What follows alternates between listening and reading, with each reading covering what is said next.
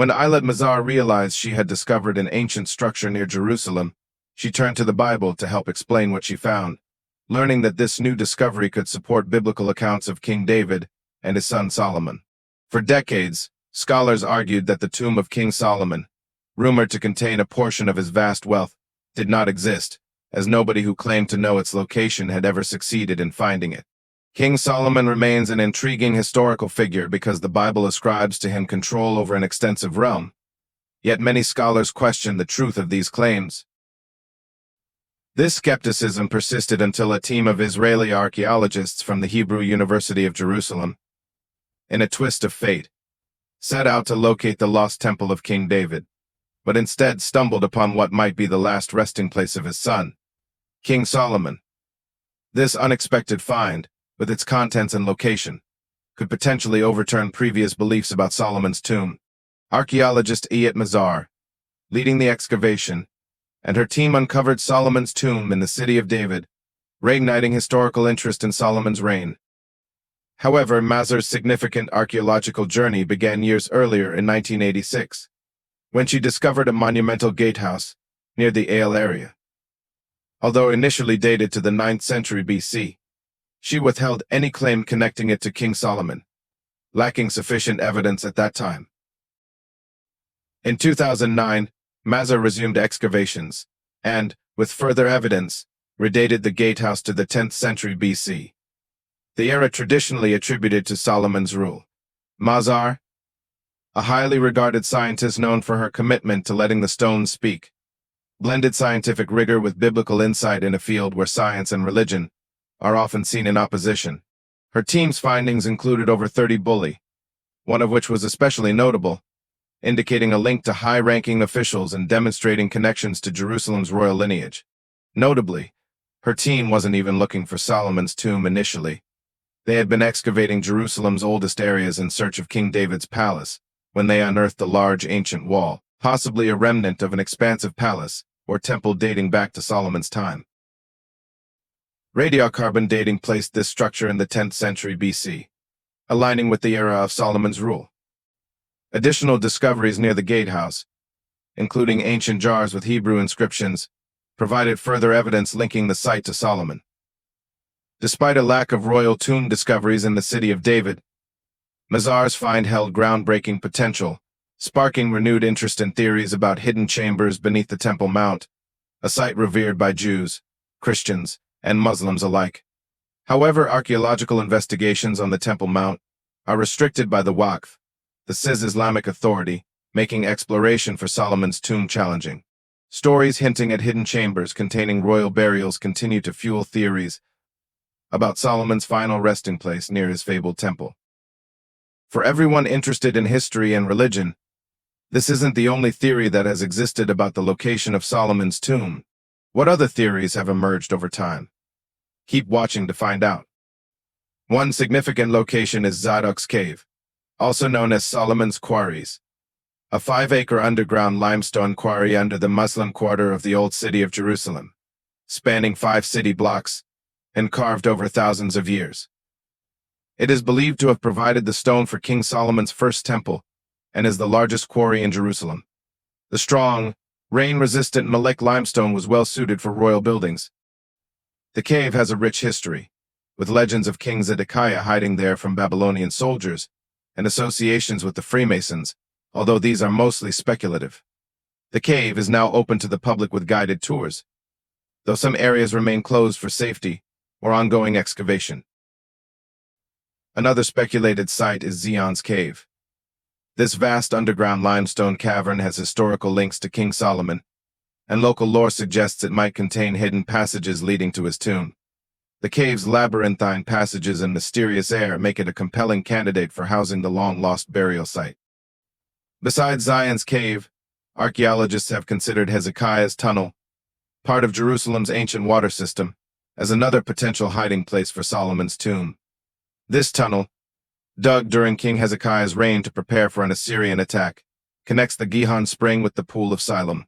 It passes under the city, exposing sections of the western wall and featuring historical sites like Warren's Gate.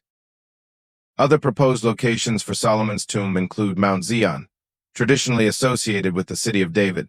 However, this theory is based on a misconception.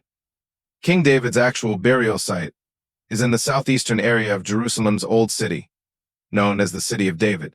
French archaeologist Raymond Will's early 20th century excavations in this area uncovered structures he believed to be royal tombs.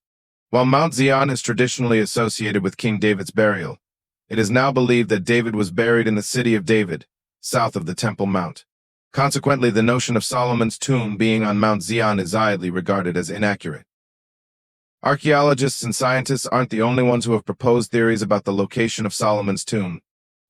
Before its recent discovery, some scholars suggested Mount Zion, a hill in Jerusalem traditionally associated with the City of David, as a potential site for the royal tombs of the Davidic dynasty, including Solomon. However, this theory is based on a misconception. The widely held belief that King David is buried on Mount Zion is inaccurate. In reality, King David was buried in the southeastern area of Jerusalem's Old City, south of the Temple Mount, in an area known today as the City of David.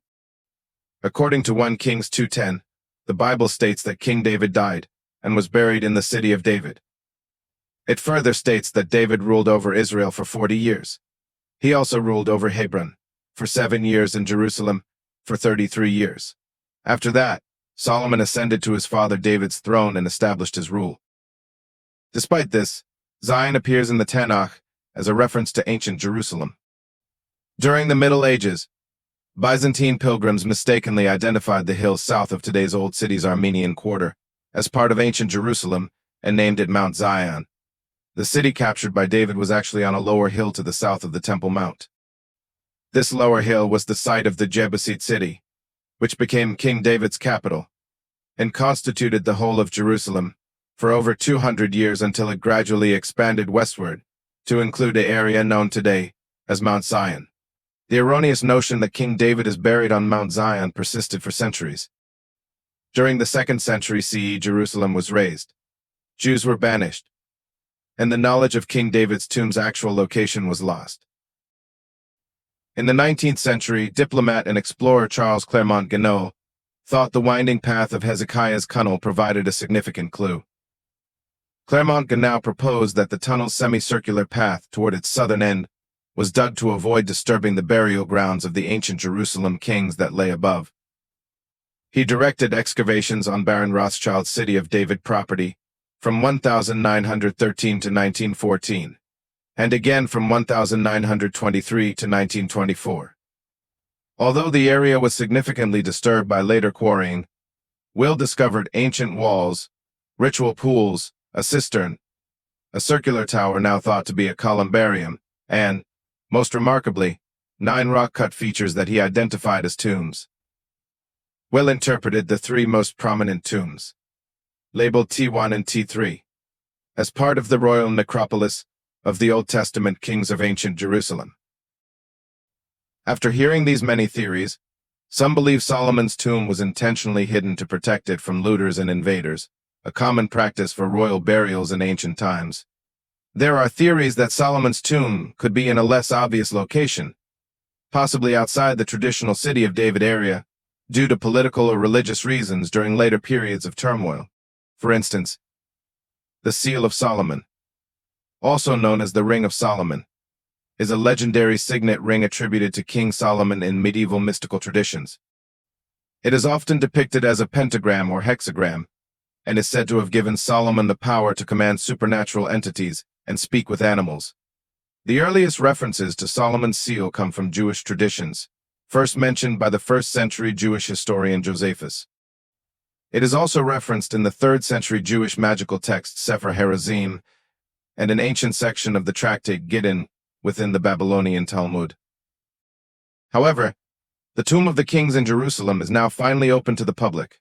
Medieval Europeans believed the site contained the burials of King David and King Solomon, and although this theory has been disproved, the name remains associated with the site.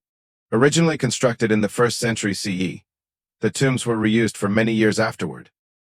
The site was first excavated in 1863 by French archaeologist Louis Félicien de Saulcy, who aimed to confirm that the tombs belonged to David and Solomon. This excavation, considered by some to be the first modern archaeological dig in Jerusalem, unearthed several coffins. One of these coffins, now in the Louvre Museum in Paris, was inscribed with 2 lines of Aramaic reading Sa'dan the Queen and Chada the Queen. Apart from theories and speculations, some artifacts found in the city of David suggest the location of Solomon's tomb. Items such as bullion and seals bearing names from the biblical period have been found in the city of David, dating back to the time Solomon was alive, providing clues to the probable location of his tomb. A bulla is an inscribed clay or soft metal token used in commercial and legal documentation for authentication and tamper-proofing. From 8000 to 7500 BC Sumer. Iran and Assyrian merchants used clay bullion barter transactions as a form of contract or receipt. They were originally hollow clay spheres impressed with a seal and contained tokens representing goods that had been transacted. These clay bulli acted as a form of identification and a tamper-proof seal for the contract, safeguarding the involved parties against fraud. Archaeologists have uncovered bullion tablets mentioning Solomon's name in the city of David, supporting his tomb's probable location there.